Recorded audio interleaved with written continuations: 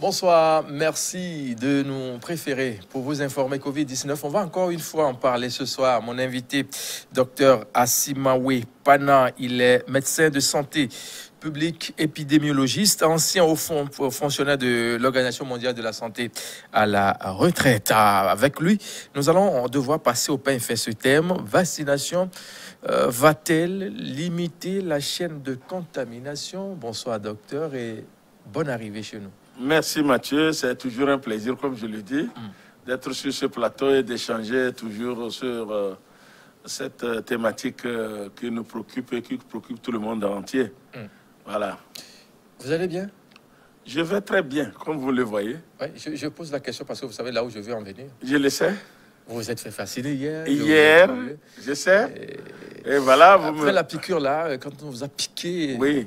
Quelques minutes après là, comment vous vous êtes senti là? Non, mais jusqu'à maintenant, je ne sens rien, jusqu'à maintenant. Et je vais vous dire que hier, après les cérémonies de lancement où on s'est fait vacciner pour effectivement donner l'exemple, puisque les membres du conseil scientifique étaient appelés à pouvoir se faire vacciner après le gouvernement pour donner l'exemple, ce que nous avons fait. Moi, j'ai reçu ma dose de vaccin autour de 10 heures et quelques comme ça. Et après, bon... vers 11 heures là, ça va? Oui. Vous n'avez même pas... Non, jusqu'aujourd'hui, Non, je suis rentré à la maison et j'ai pris mon repas. Et l'après-midi, j'étais sur Radio Carré Jeune, où j'ai animé une émission. Hier, juste 3 heures après la vaccination. Oui.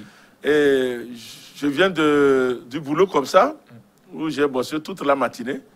Et j'ai atterri sur votre plateau. Pour le moment, je ne sens rien.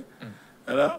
Donc, de quelle façon, là, le vaccin, là, ça va créer des problèmes, que les gens, là, ils se sont fait vacciner. Vraiment. Les gens vont être rassurés. Pour ceux qui venaient de nous choisir, là, sachez bien sûr que c'est une personne ressource parce que il est non seulement un médecin de haut niveau, avait bossé longtemps à l'OMS, mais il s'est fait vacciner aussi. Il fait partie du conseil scientifique qui oriente les directives à suivre dans cette lutte contre la maladie à coronavirus au Togo.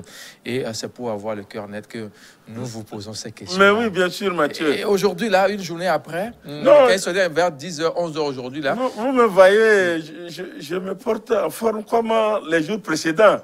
En tout cas, pour le moment, je ne sens rien par rapport à la vaccination. Même pas la douleur au niveau du point de piqûre. Donc, bon, c'est vrai que il y a eu beaucoup de débats, ça continue même jusqu'à maintenant. Les gens donnent des peurs bleues aux autres inutilement en disant, bon, on a envoyé les vaccins là. On a vu des audios, on a entendu des audios qui viennent de nos concitoyens qui sont hors du pays, qui leur envoient ça. Ne vous faites pas vacciner parce que les Blancs ont mis quelque chose dans le vaccin et ça va nous tuer. Mathieu, disons-nous la vérité. Oui. Si les Blancs veulent tuer les Africains, et je ne sais même pas pourquoi ils vont le faire. Je ne sais pas pourquoi. Est-ce que vous pensez que c'est par le vaccin? Non, on n'est même pas en guerre. Même en guerre, on n'utilise pas ces armes-là. Ça s'appelle les armes chimiques. On est d'accord? Donc, il faut que certains laissent de pouvoir entraîner les autres concitoyens dans de fausses imaginations, dans de fausses idées sur les vaccins. C'est normal que les gens aient peur, c'est normal que les gens se posent des questions. Mais à partir du moment où les autorités sanitaires, les scientifiques rassurent sur les procédures et les substances qu'on doit inoculer aux gens, je crois que les gens doivent arrêter en ce moment. Moi qui parle ici, effectivement, j'ai été vacciné hier. Alors, les gens disent on a vacciné les gens, ils sont tombés, ils sont morts. Combien et où? Je pense qu'il faudrait quand même que chacun de nous revisite un peu la façon dont il communique, et surtout vers la masse populaire qui n'a pas quand même un certain niveau de compréhension scientifique des choses. Oui. Donc, il faudrait que nous, qui avons quand même un certain niveau d'analyse, que quand nous allons vers nos frères et sœurs qui n'ont pas eu la chance d'aller loin à l'école, que nous puissions avoir l'information et la vraie et leur passer ça. Comme ça, nous leur apportons plutôt une solution que de leur apporter des problèmes. Des problèmes, hein. Ça rassure maintenant. On a vu Madame le Premier ministre Victoire Sidemero Djilou Tomega Dogbe qui s'est fait vacciner hier. On a vu Madame Docteur Amivi Baba qui s'est fait vacciner. On a vu Docteur Asimawe Pana aussi qui s'est fait vacciner. Dans la foulée, on a vu le colonel Djibril Mourama aussi. C'est des photos que j'ai eues celles-là. On a vu le professeur Miji Yawa, le ministre de la Santé, qui s'est vacciné. On a vu Iou Wateba, qui s'est fait lui aussi vacciner. Le patron des transports au Togo, Afodéji Acha. On a vu le général Yak Damram qui s'est fait vacciner. Et c'est lui le patron de la protection civile. Si ça ne va pas, on va s'en prendre à lui puisqu'il s'est vacciné. Lui, voilà. Donc, ça donne beaucoup plus de crédit à tout ce qui est en train de faire. Tout à fait. Parce qu'on s'est dit, même, quand ça ne va pas au niveau de la protection civile, c'est lui le patron. Et il s'est fait vacciner. On a vu, hein, avec son gabarit, il s'est fait vacciner. On a vu d'autres. Hein. On a vu l'honorable Gabiam aussi qui était de la partie. On a vu pas mal de gens qui étaient là, qui s'étaient fait vacciner. On a dit, bon, tiens, là, on est sur une bonne voie. Tout à fait. Je pense que c'est de bonne guerre qu'hier, on s'est rendu à la primature avec les membres du gouvernement, les membres de la Commission nationale de gestion de la riposte, avec les honorables députés et tout ce monde-là, pour que nous puissions monter à la face de la population que tout ce que les gens disent là, à propos du vaccin là, c'est des ragots. C'est des ragots. Il faut avoir l'information juste. Les gens disent, est-ce que le vaccin là, il n'y a pas d'effet secondaire? Mathieu, aucun médicament. Je dis bien aucun médicament. Même le paracétamol. Même le paracétamol que vous prenez chaque jour là. Prend tous les jours là. Voilà, il a des effets secondaires. Et il a même des effets secondaires qui peuvent vous emporter. Parce que vous ne savez pas à quel moment, quand vous allez dépasser une petite dose là, il va y avoir une action sur votre foie et vous risquez de faire une hépatite fulgurante qui va vous emporter. Donc, aucun médicament au monde ne peut être considéré comme une substance sans effet secondaire. Mais en science et surtout en santé publique, ce qu'on considère quand il y a la population, la communauté, on voit le degré des effets secondaires par rapport aux avantages qu'on a lorsqu'on prend la substance ou bien lorsqu'on reçoit le vaccin, comme il s'agit du vaccin. Donc, le vaccin contre la COVID-19 a des effets secondaires qui ne sont pas spécifiques ou différents des autres effets secondaires qu'on a avec les vaccins traditionnels. Ça, il faut que tout le monde le comprenne. Parce qu'avant qu'on ne puisse utiliser le vaccin dans la grande population, il y a une phase où on a fait ce qu'on appelle les essais cliniques, phase 3, sur des milliers de personnes. Et on vérifie pour voir s'il n'y a pas ce qu'on appelle les effets secondaires graves, c'est-à-dire qui peuvent entraîner la mort, qui peuvent entraîner des paralysies, qui peuvent... Voilà. Mais on n'a pas vu ça sur ce vaccin que nous sommes en train d'utiliser. Ce sont ce que nous appelons les effets secondaires mineurs, qui peuvent se retrouver avec n'importe quel type de vaccin également. C'est-à-dire, vous avez une petite douleur au niveau du point de vaccination. Chez les Blancs, on dit que ça va rougir, donc ça devient rouge, mais sur les peaux, comme chez nous, on ne peut pas voir ça, mais on peut voir un petit gonflement là-bas. C'est tout à fait normal, c'est la réaction de l'organisme. On peut avoir des petits maux de tête qui vont passer. On peut avoir un petit fébricule, c'est-à-dire on sent qu'on a chaud dans le corps, quelques 2-3 jours, et puis tout ça là rentre dans l'ordre. Et ça, c'est chez des rares personnes. La preuve, c'est que moi qui suis en train de parler, je n'ai ni maux de tête, je n'ai ni une sensation de chaleur, je n'ai même pas la douleur là où on m'a injecté hier. Donc, vous voyez que c'est des peurs bleues que d'autres personnes amènent certains concitoyens à avoir peur pour se faire vacciner. Nous voulons rassurer les gens que le vaccin qui a été acquis par le gouvernement et les partenaires, notamment l'OMS, l'UNICEF, Gavi et tout ça, c'est un vaccin sûr. S'il n'est pas sûr, on ne peut pas le faire venir. Je répète que le vaccin qui est actuellement administré est un vaccin validé par l'Organisation mondiale de la santé. Il Il n'y a pas d'autres institutions mondiales qui garantissent la qualité, hein, justement, des substances qui doivent aller dans le corps humain. Alors, il va falloir que les uns et les autres évitent ces fake news-là. Pour qu'on aille à l'essentiel, surtout. Je pense que c'est le moment peut-être pour certaines structures de la place de commencer par traquer ces gens-là qui divulguent là des fausses informations, hein, pour qu'on puisse avoir le cœur net, parce qu'il se passe beaucoup de choses sur les réseaux sociaux. On dit on a vacillé telle personne, elle est tombée, elle a fait crise, elle a fait ci, elle a fait ça. Finalement, on se demande, bon, si j'ai la chance d'avoir Docteur Assima Pana, qui a plus de, quand même, permettez, 60 ans, et qui s'est fait vacciner. 65. Voilà, qui s'est fait vacciner, qui n'a pas de soucis. C'est normal que mais bien sûr, on soit d'accord que le vaccin ne souffre Mathieu, je pense que vous avez dit quelque chose de très important. Figurez-vous qu'en Afrique, et particulièrement dans nos pays, le taux de personnes, hein, qui ont accès à la vraie information, eh bien, ce taux-là est très faible. Tu vois, il est très faible. Donc, la grande partie de la population écoute le parent, le cousin, qui lui amène l'information, parce que à son niveau, celui-là qui a, tu vois, vous voyez, non? Et quand lui vient parler, c'est le bon Dieu qui a parlé. Ouais, donc on a tout vendu dans la famille pour l'envoyer à l'école. Hein? Exactement. Donc il a droit de... voilà, de venir nous dire ça et on va le suivre. Or, ce n'est pas toujours vrai ce qu'il dit. Oui. Vous voyez, non?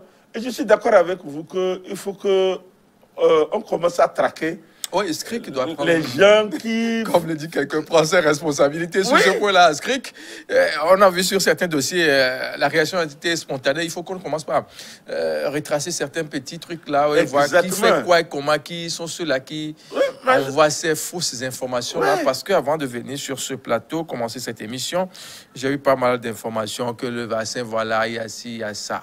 Je me suis dit, mais finalement, je vais poser les questions essentielles à une personne ressource qui s'est fait vacciner, qui n'a pas de souci, qui est docteur Assima Pana, qui est avec moi sur ce plateau. Il n'y a pas de quoi s'inquiéter. Hein? Il n'y a pas de quoi s'inquiéter dans cette clinique-là.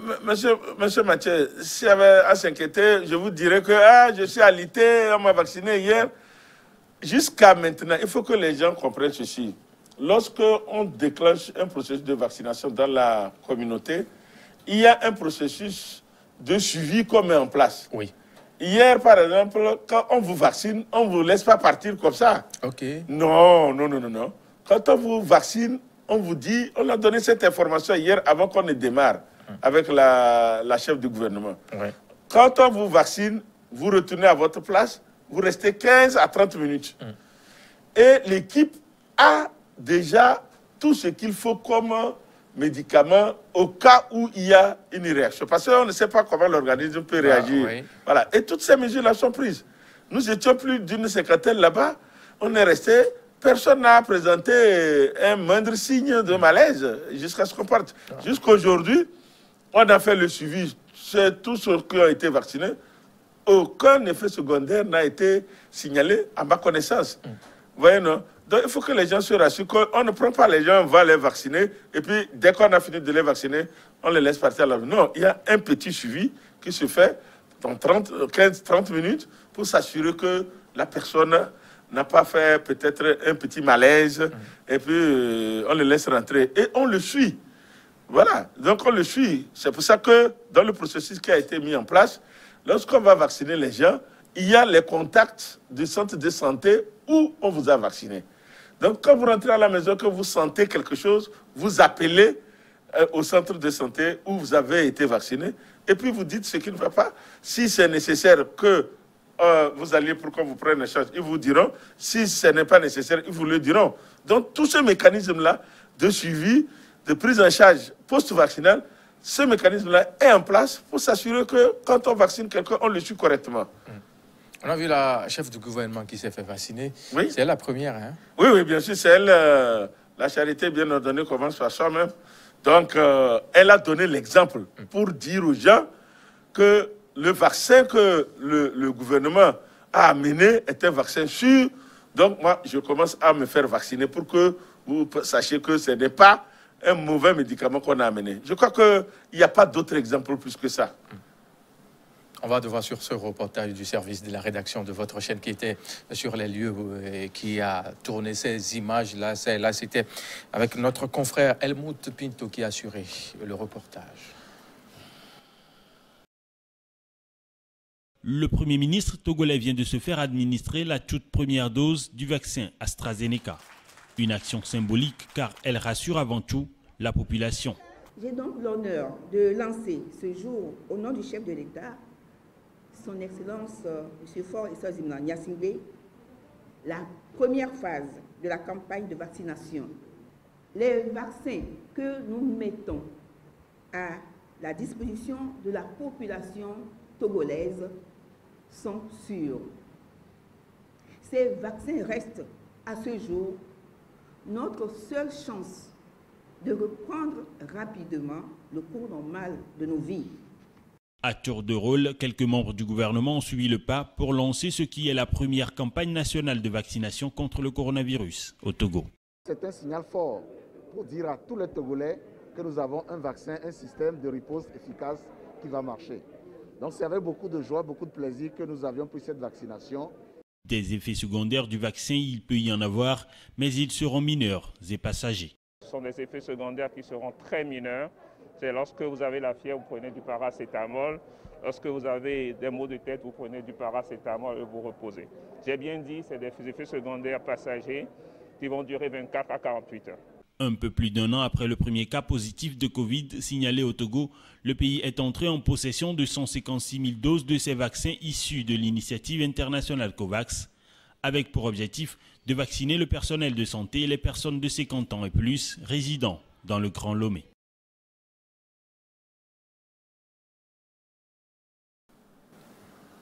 Voilà le film qui retrace tout ce qui s'était passé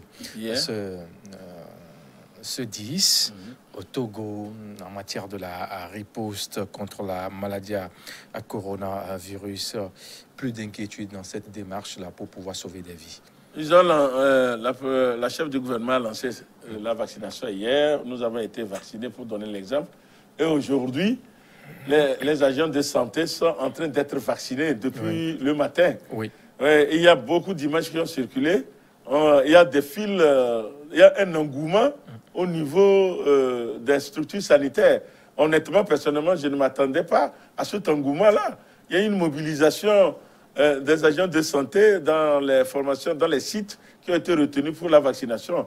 Et je pense que le personnel de santé a compris la nécessité et l'importance que le gouvernement a décidé de commencer par ce personnel-là, puisqu'ils sont les plus à risque vis-à-vis de la contamination. Donc, ce matin, on continuera aussi la vaccination demain, puisque pour le personnel de santé, sur toute l'étendue du territoire, c'est du 11 au 12. Donc, aujourd'hui et demain, on va continuer de vacciner les agents de santé. OK. Et dans le même temps, au moment où la chef du gouvernement a lancé la vaccination au Togo, le Bénin a reçu ce mercredi-là 144 000 doses du vaccin AstraZeneca de l'initiative COVAX. Ça s'enchaîne dans la sous-région. Tout à fait. La garantie est maintenant. Mais oui, bien sûr. Quand on est vacciné au Togo, vacciné au Bénin, au Ghana, je pense que l'immunité que l'on souhaite va être vite atteinte. Petit à petit, nous allons atteindre le taux requis de 60 à 70% de la vaccination de la population cible pour que nous puissions avoir ce qu'on appelle l'immunité collective. Mais ce serait par étapes. Est-ce que vous êtes d'accord avec moi que les 156 000 doses qu'on a reçues, c'est pas ça qui va vacciner 60 à 70% de la population. Oui. Donc c'est par étapes que nous allons le faire. C'est pour ça aussi qu'il faut que les gens soient patients et qu'ils reçoivent les doses au fur et à mesure qu'on les reçoit. Alors, cette vaccination, selon la question du jour, va-t-elle limiter la chaîne de contamination? Vraiment? Voilà. Le vaccin, il faut être clair là-dessus. Le vaccin permet de réduire drastiquement la charge hospitalière, c'est-à-dire d'éviter les formes graves et les formes sévères qui vont amener les gens à être hospitalisés et être à risque de mourir. C'est ça. Donc, les vaccins, c'est leur premier objectif, ça. Mais je peux vous dire que l'Israël est le pays qui a vacciné le plus de sa population, au-delà de 50% actuellement. Et des études ont montré qu'il semblerait qu'il y a déjà un effet sur la transmission. Je dis il semblerait, c'est des études qui sont en cours. Donc on attend la fin de ces études-là pour pouvoir voir si effectivement la vaccination réduit la transmission, c'est-à-dire le contact avec le virus ou non. Vous voyez? C'est pour cela que même si vous êtes vacciné, on conseille toujours de porter et de continuer à mettre en application les mesures barrières. Vous comprenez? Donc surtout que du coup, on n'a pas vacciné les 70% des personnes. J'allais vous poser la question. Vous êtes fait vacciner ce 10. Pourtant, le masque y est toujours. Ouais. Et vous attendez la deuxième dose. C'est pour quand, là? La deuxième dose avec ce vaccin, c'est entre 4 et 12 semaines. Hein. 12 semaines. Maximum 12 semaines maximum. Il faudrait qu'on puisse vacciner 3 mois environ, quoi. Voilà. Alors, on a vacciné les premières autorités, si on peut se permettre de dire ici, que le conseil, les membres du conseil scientifique, c'était ce 10. On a vu ce 11 avec le corps médical qui se poursuit jusqu'à 12. Et après, les plus de 50 ans dans le Grand Lomé, comment ça va être fait, la gestion de tout cela, vacciner, ça et là, comment ça va être fait dans tout son ensemble? Très bien. Comme je l'ai dit tantôt, on finit avec les agents de santé demain. À partir de la semaine prochaine, dans le Grand Lomé, on va procéder à ce qu'on va appeler le recensement. Donc, le dénombrage des personnes âgées de 50 ans et plus. Et les mécanismes et les sites seront communiqués par le gouvernement pour que les gens qui ont plus de 50 ans se présentent là-bas pour être enregistrés. Et maintenant, quand on a fini de les enregistrer, on passe maintenant à l'étape de la vaccination elle-même pour la première dose pour ces cibles de la population. Voilà comment ça va se passer. Donc, à partir de la semaine prochaine, il y aura déjà un démarrage de recensement de ces personnes-là dans le Grand Lomé. On communiquera les sites où ils peuvent aller pour se faire recenser et les sites où on va les vacciner également. Les gens se demandent très souvent, il y a ce bout de phrase ou de mots qui arrivent là. Grand Lomé, ça va d'où et à où? Le Grand Lomé comporte les 2 préfectures, à savoir la préfecture du Golfe et la préfecture d'Aguenivé. Voilà ce qui constitue le Grand Lomé. Ouais, donc, avant, on appelait ça Lomé, commune grande, etc. Mais maintenant, c'est le Grand Lomé. Le Grand Lomé constitue 2 préfectures, la préfecture du Golfe et la préfecture d'Aguenivé. Et si vous prenez la liste des cantons, des communes, vous allez voir les communes qui appartiennent ou qui sont dans ces 2 préfectures-là. C'est de ces communes-là qu'il s'agira. Alors, pour ces personnes-là qui ont plus de 50 ans, d'autres qui développent de comorbidités, qui vont se faire vacciner juste après le recensement et l'identification des points de vaccination, ça et là, la semaine prochaine, là, ils auront les 2 doses aussi. Naturellement, le vaccin AstraZeneca que nous utilisons est un vaccin qui requiert 2 doses. Vous voyez? Donc, il y a pas de souci entre la première dose qu'ils vont recevoir et la deuxième dose. On leur signifiera quand est-ce que la deuxième dose leur sera faite aussi. C'est comme nous qui avons été vaccinés hier, nous attendrons la deuxième dose pour que nous puissions être complètement vaccinés. Alors, complètement vaccinés, il faut continuer par observer les mesures barrières, ça et là. Aujourd'hui, êtes-vous sûr que ces mesures-là sont toujours de mise, le respect y est de mise? Je crois que sur ce plateau, on avait déjà déploré ce comportement où, effectivement, on a vu un relâchement dans la population par rapport au port de Cachené, par rapport à la distanciation sociale, par rapport au lavage des mains.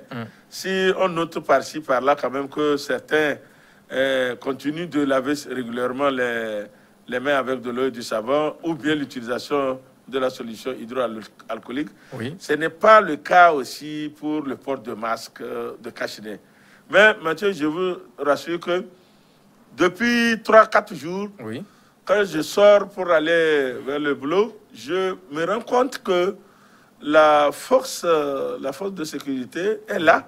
Vous savez que maintenant, on a une force mixte, composée de l'ancienne FOSA, plus des civils qu'on a mis dedans. Je les vois, surtout au carrefour de Limousine, là, ils sont là-bas. Et ils vérifient, surtout ceux qui sont sur les motocyclettes, etc. Si vous n'avez pas votre cache-nez, je crois qu'il y a des cache-nez qui sont là-bas, on vous arrête et on vous propose ça. Ça, c'est une bonne chose.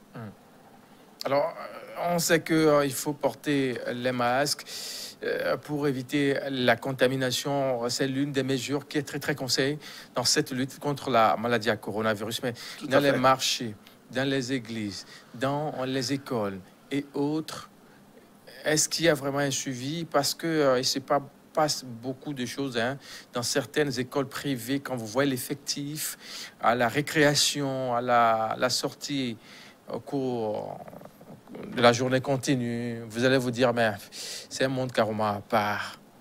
Vous avez tout à fait raison. C'est un défi toujours quand on prend surtout les établissements, le marché, etc. Pour les marchés, je pense que les maires, les conseillers font tout ce qu'ils peuvent jusqu'à maintenant parce qu'ils font des descentes. Nous avons vu plusieurs fois la directrice de marché, Mme Pocholi, qui fait des descentes pour rappeler aux gens, aux marchands qui sont dans les marchés, le respect des mesures barrières.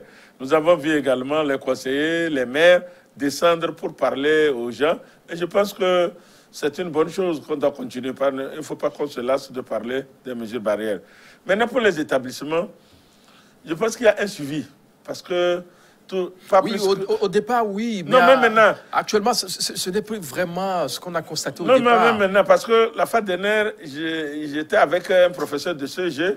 Il me dit qu'ils étaient là en train de faire le cours. Quand ils ont vu la force mixte venir dans leur établissement, vous voyez, donc ça, c'est un signal qu'effectivement, il y a un suivi. Ils sont venus voir le proviseur, ils sont rentrés dans les classes pour voir si tous les élèves portaient leur cache-nez, etc., etc. Je suppose en ce moment qu'ils sont en train de faire un bon boulot de suivi. Et là, nous devons féliciter les enseignants, leurs directeurs, leurs proviseurs pour les efforts. Ce n'est pas facile, surtout au cours primaire où les enfants n'ont pas encore compris la nécessité du port de masque. Quand ils se retrouvent dans la cour de récréation, ça court dans tous les sens. Et donc, vous ne pouvez pas suivre tout le monde pour les attraper. Ce n'est pas tâche facile. Mais on les encourage à continuer pour qu'effectivement, ils rappellent aux enfants qu'ils ne doivent pas oublier ces À côté de ces points cités ça et là, il y a le débit des boissons. Et ça continue. Et bientôt, la saison agricole dans la sous-région ouest-africaine où la première saison, c'est déjà parti. Il faut s'arcler. Après, il faut se retrouver dans les débits de boissons traditionnelles, festoyer un peu en attendant la semence et autres. Et ça peut être aussi un nid de contamination. Naturellement. Mathieu, j'ai été... j'allais dire désagréablement surpris quand j'ai fait un voyage tout dernièrement jusqu'à Kara. Et quand je conduisais, je faisais une évaluation pendant que je roulais avec mon chauffeur. Donc, je regardais, quand dans une agglomération, je regarde des deux côtés pour voir ceux qui sont assis là, est-ce qu'ils portent les cache-nez? Ils ne portent pas les cache-nez, il faut le dire. Ils ne portent pas les cache-nez. Non, la maladie là, c'est pour vous les citadins. Exactement, on dit non, la maladie là, c'est à Lomé. C'est pas vrai. C'est pas vrai, c'est pas à Lomé seulement, c'est partout parce qu'ils n'ont pas les chiffres. Et c'est pour ça que nous allons inciter les autorités sanitaires régionales et préfectorales de faire justement dissémination de ces chiffres-là pour que les gens sachent qu'effectivement, il y a la maladie dans leur localité. Parce que jusqu'alors, il y en a qui ont dénié la maladie en disant « Venez nous montrer les malades ». On ne peut pas montrer les malades. Mais au moins, quand on fait la sensibilisation, il faut leur donner les statistiques pour qu'ils sachent que dans leur localité, il y a des malades Covid. Comme ça, ça peut réveiller en eux, effectivement, une meilleure conscience pour l'application des mesures barrières. On a vu les chiffres qui ont augmenté d'une façon exponentielle la semaine dernière. Un peu, cette semaine, ça revient. Ce qui veut dire que le mal est très loin d'être Je crois que, monsieur, écarté, si vous voyez nos émissions antérieures, nous avions prédit que l'allure que cette pandémie a prise, surtout dans le deuxième semestre de 2020, elle était en dents de scie. Et nous avions dit que quand une maladie se présente sous cette forme-là, ça veut dire qu'elle doit être très longue dans le temps. Ouais. Donc, c'est pour ça que nous avions dit, il faut qu'on se prépare à vivre avec cette maladie-là. Il ne faut pas qu'on pense qu'elle est venue tout de suite, demain, elle va partir. Nous risquons d'aller jusqu'en 2022 avec la maladie. Surtout si nos comportements ne sont pas décents pour pouvoir amener à mieux contrôler la maladie. Donc, on risque... Vous voyez, la grippe espagnole, elle a duré 3 ans. La grippe espagnole, elle a duré 3 ans avant de pouvoir s'estomper. Donc, il ne faut pas qu'on fasse 3 ans. Sinon, nos économies vont totalement s'écrouler.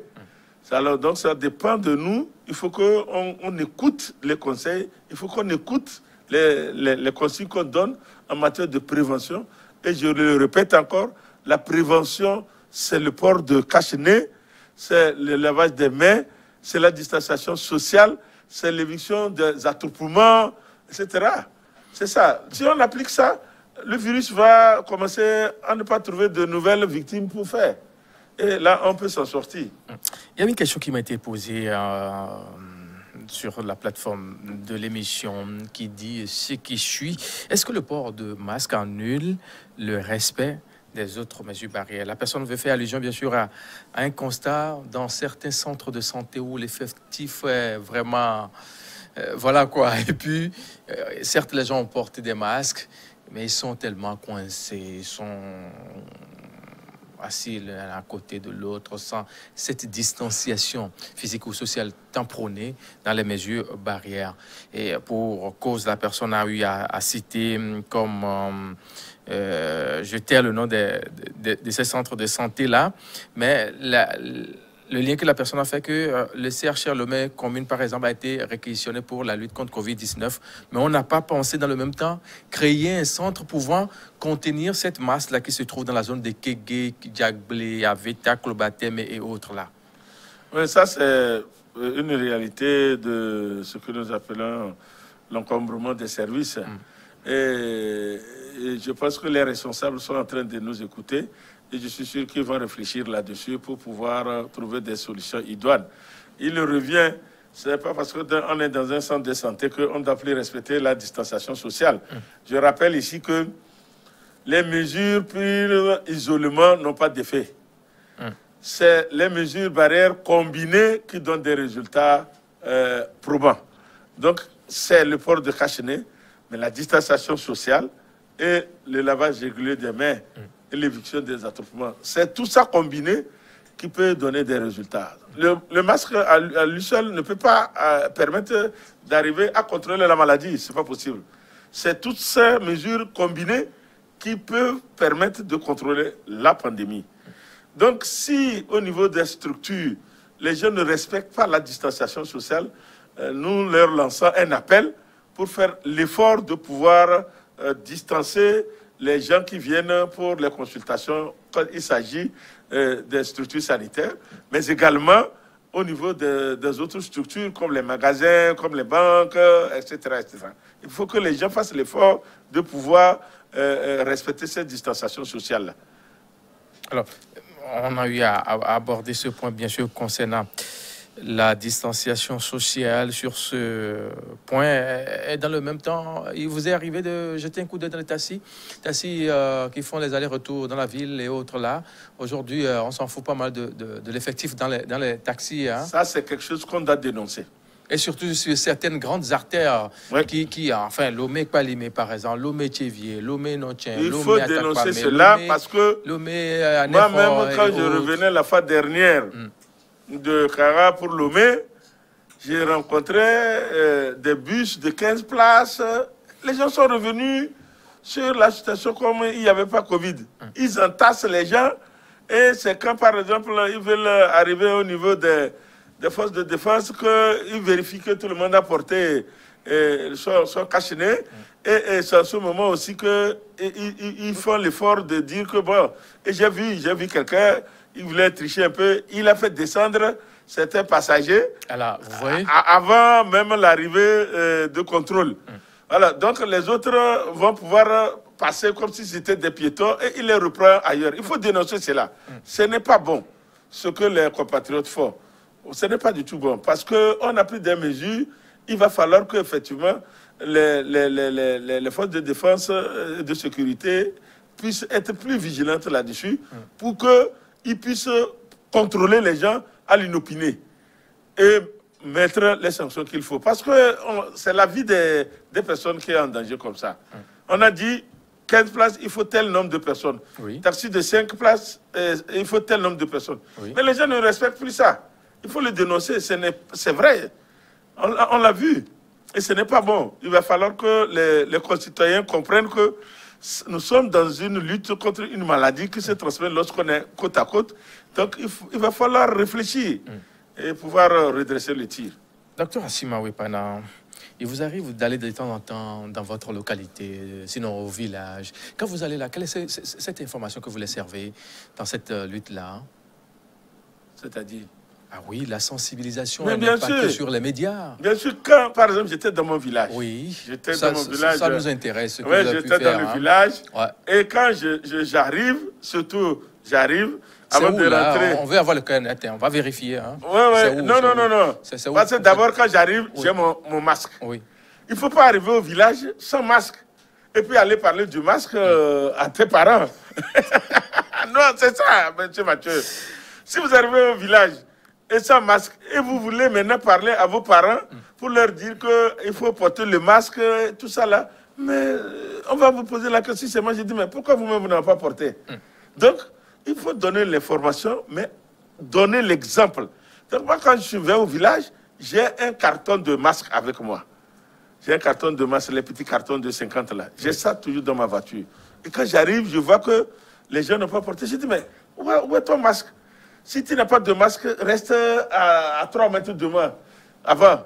Et je lui donne le masque. Quand on sait que les gens ont faim, et puis Pardon? on voit le docteur Assimawe Pana qui atterrit avec ses petites boîtes de masques, sans aucun accompagnement. Est-ce que le message va passer? Heureusement que maintenant il a été démontré qu'on peut laver ces masques-là et les reporter. C'est démontré? Oui, c'est démontré. Qu'on peut les laver? Oui, on peut les laver et les réutiliser. Est-ce qu'on peut avoir l'état normal de ce masque-là? Se laver, je l'ai expliqué, je ne sais pas si c'est sur cette chaîne. Comment ça se passe? Vous avez une idée? Oui, ce n'est pas laver comme on lave la chemise.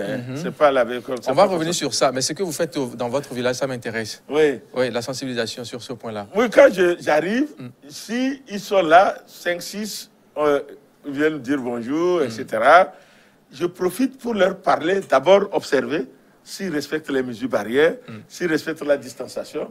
Sinon, je l'applique et je leur dis, est-ce que vous connaissez la maladie? Et je peux vous assurer, dans nos fonds villages, là, les gens connaissent la maladie.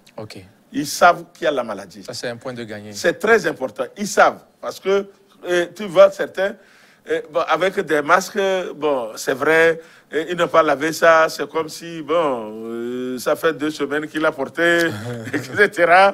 Mais bon, c'est là où on donne un petit coup de pouce pour qu'ils puissent aller acheter les masques d'usage lavable, surtout sur les masques locaux. Ouais, là, on donne un coup de pouce pour qu'ils puissent aller acheter ça, au moins 3-4, parce que ça ne coûte rien maintenant. 50 francs, 100 francs, tiens, au moins. Donc, si tu achètes 3-4 pour quelqu'un, et tu supposes qu'il va l'utiliser pendant longtemps. Voilà. Alors, et c'est où concrètement le village là? Mon village? Le nom? Kouméa. Kouméa. Oui. Ok. Kouméa. Parfait. On a le cœur net, on va vérifier après. Il n'y a pas de souci. Voir ce que M. Assima Ouepana, des temps vous voyez, ce matin, pour avoir le... Il y a un petit frère qui m'a dit, mais grand frère, j'ai dit oui. On a vu sur les plateformes, vous êtes vaccinés. Maintenant qu'on a vu que vous êtes vaccinés là, nous on va se faire vacciner. Tout le village, hein? Pas tout le village, les populations cibles. Maintenant, on va s'intéresser un peu au lavage de ces masques chirurgicaux dont vous avez fait mention il y a un instant. Comment ça se fait? En réalité, il faut dire que bon, chez les Blancs, c'est facile. Parce qu'ils ont les machines. Et chez nous, ceux qui ont les machines, c'est comme ça qu'il faut le faire. On prend les masques, comme on le dit, on les enlève par les ficelles derrière. Et maintenant, on les met dans la machine à laver avec les ingrédients, le savon, avec les détergents un peu. Et puis bon, à 60 degrés, on fait tourner la machine. Et après, on les sèche et puis c'est fini. Mais ce n'est pas tout le monde qui a la machine à laver. Donc, ceux qui n'ont pas de machine à laver, on ne va pas laver ça comme on lave au village nos pagnes, nos pantalons, nos chemises. Sinon, vous allez faire augmenter les mailles du masque. Donc, ce qu'on conseille, c'est lorsque vous voulez les laver, vous les tenez par la ficelle, vous mettez une solution de savon, un peu de l'eau de javel, quelques gouttes, vous laissez tremper pendant 15 à 30 minutes. Et maintenant, vous allez vous-même voir que quand vous allez venir maintenant, les saletés et tout ça là, ça s'est diffusé dans l'eau. Et vous les sortez, vous mettez maintenant une abondante eau pour que vous puissiez les essorer comme ça. Et vous allez aller les sécher là où il n'y a pas de poussière. Il faut aller les sécher là où il n'y a pas de poussière. Et vous pouvez les réutiliser facilement. Alors, ce qui veut dire que dans les jours qui viennent, c'est ce que moi je fais. On n'est pas obligé à... Vous avez déjà commencé? Ce n'est pas aujourd'hui qu'on a donné cette information. Moi, je lave les masques. Mes masques, je les lave. Là, il faut qu'il y ait cette précision. On peut laver d'autres masques. Mais, même ça. C'est que oui, c'est de ça qu'il s'agit. Oui. Surtout. Les masques locaux, c'est eux qu'on disait qu'on veut les laver. Mais on a dit ça. On peut on a vu le débat que ça a créé au départ avec l'OMS a dit que c'est réutilisable. Est-ce que la matière qui a été utilisée est bonne pour que ce soit... Là, c'est un autre problème. Voilà. Parce que si vous allez acheter les masques chirurgicaux quelque part, pas dans une pharmacie où vous avez l'assurance de la qualité, ça c'est différent. Vous voyez ce que je veux dire? Parce que y a des masques, je pense que dans les émissions passées, on avait déjà montré comment il faut voir si le masque protège oui ou non. Lorsque vous avez un masque comme celui que je porte, vous les allumez un briquet, vous soufflez, si le briquet s'éteint, ça veut dire qu'il ne protège rien. Vous voyez, non? Ça veut dire qu'il ne protège rien. Donc, ce que vous dites, ça sort, ce qui vient aussi, ça peut rentrer. Ça, c'est la meilleure façon. L'autre façon, c'est de prendre le masque et de mettre un peu d'eau dessus. Si l'eau coule par le bas, ça veut dire qu'il n'est pas étanche. Il ne protège pas. Parfait. Donc, on avait dit ça dès le début de la lutte contre la pandémie. OK. Parfait, merci beaucoup. Ces explications que nous avons édifiées. On a le cœur net par rapport à tout ce qui s'est fait dans ce sens-là afin de mieux riposter Covid-19 au Togo. On tend vers la fin de l'émission. On va devoir conclure en 2-3 points au plus concernant le thème qui nous unit aujourd'hui. Vaccination va-t-elle ralentir la contamination en masse?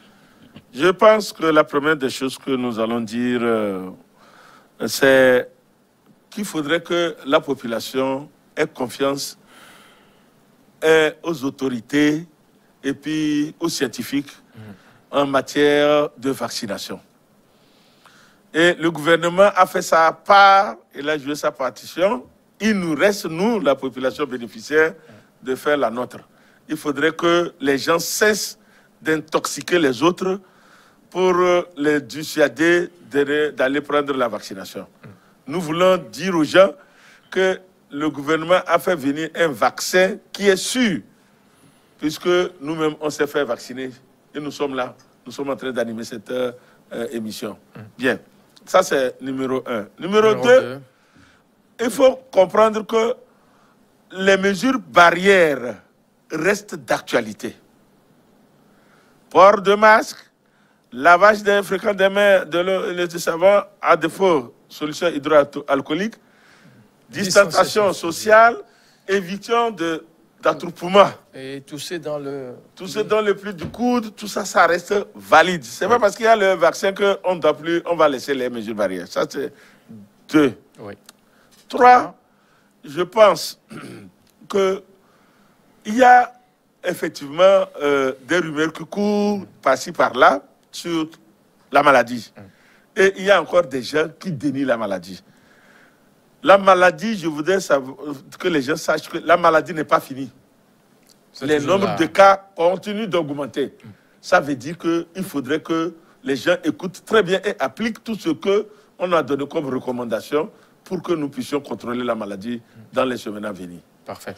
Merci beaucoup à vous, docteur Asimawe Panan. Je rappelle que vous êtes bien sûr médecin de santé publique, épidémiologiste, ancien haut fonctionnaire de l'Organisation mondiale de la santé à la retraite. Vous êtes l'un des membres du conseil scientifique qui donne des directives pour mieux venir à bout à cette maladie à coronavirus. Mesdames, Messieurs, merci pour votre fidélité. C'est fini pour le point de ce jour. Nous vous donnons rendez-vous demain, toujours avec le même plaisir. À très vite. Merci.